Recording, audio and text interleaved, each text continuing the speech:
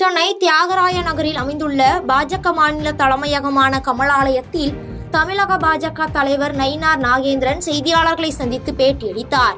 அப்பொழுது பேசிய அவர், பாரத பிரதமரை முதலமைச்சர் சந்திக்கும் போது ஆறுகள் தூர்வாரப்பட வேண்டும் என கோரிக்கை வைத்தனர் என்றும், ஆனால் அந்த பணிகளை மேற்கொள்ள வேண்டியது மாநில அரசின் கடமை என்றும், அதன் அடிப்படையில் இதுவரை எந்தவிதமான நடவடிக்கையும் எடுக்கப்படவில்லை என குற்றம் சாட்டினார். மேலும் மக்கள் விரோத ஆட்சியாக இருக்கும் திமுக தோற்கடிக்கப்பட வேண்டும் என்றும், அதற்காக முழு மூச்சுடன் போராட தயாராக உள்ளோம் என்றும் தெரிவித்துள்ளார்.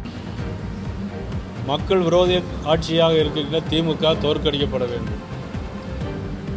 மக்களுக்கு மனசுமையாக இருக்கக்கூடிய திராவிட முன்னேற்ற கழகம் அவருடைய கூட்டணியும் தோற்கடிக்கப்பட வேண்டும்.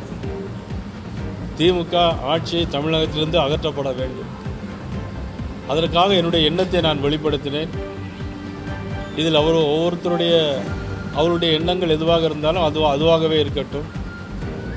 என்னை பொறுத்த மட்டிலும் இந்த ஆட்சி அகற்றப்பட வேண்டும்.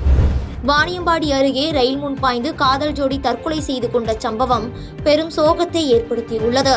திருப்பத்தூர் மாவட்டம் ஆம்பூர் அடுத்த பெரியாங்குப்பம் பகுதியைச் சேர்ந்த நிதின் ராகுல் என்ற மாணவன் கர்நாடக மாநிலம் பெங்களூர் அருகே உள்ள நர்சிங் கல்லூரியில் 2ஆம் ஆண்டு பயின்று வந்துள்ளார். இந்நிலையில் இவரும் அதே கல்லூரியில் பயின்ற காவிரிப்பட்டு பகுதியைச் சேர்ந்த தாரணி என்ற மாணவியும் காதலித்து வந்துள்ளனர்.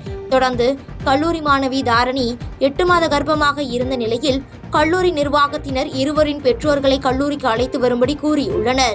இந்நிலையில் ராகுல் பெரியாங்குப்பம் பகுதியில் உள்ள ரயில்வே தண்டவாளத்தில் தற்கொலை செய்து கொண்ட நிலையில் இச்செய்தி அறிந்த காதலி தாரணியும் வாணியம்பாடி ரயில் நிலையத்தின் அருகே ரயில் முன் பாய்ந்து தற்கொலை செய்து கொண்டுள்ளார். இதில் தாரணியின் வயிற்றில் இருந்த 8 மாத குழந்தையும் பரிதாபமாக உயிரிழந்த நிலையில் தகவலறிந்து சம்பவ இடத்திற்கு விரைந்த ஜோலார்பேட்டை ரயில்வே காவல்துறையினர் உடல்களை கைப்பற்றி வழக்கு பதிவு செய்து விசாரணை மேற்கொண்டு வருகின்றனர்.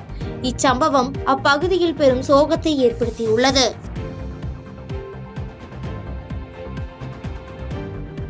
செய்திகளை உடனுக்குடன் தெரிந்து கொள்ள கீழ்கண்ட கேபிள் மற்றும் டிடிஎச் நெட்வொர்க்குகளில் எம்நாடு செய்தி தொலைக்காட்சியை காணுங்கள். பாதகம் செய்பவரை கண்டால் நாம் பயம் கொள்ளலாகாது பாப்பா. மோதி மிதித்துவிடு பாப்பா, அவர் முகத்தில் உமிழ்ந்துவிடு பாப்பா. அண்மை செய்திகளை உடனுக்குடன் தெரிந்து கொள்ள இணைந்திருங்கள் எம்நாடு தொலைக்காட்சியுடன்.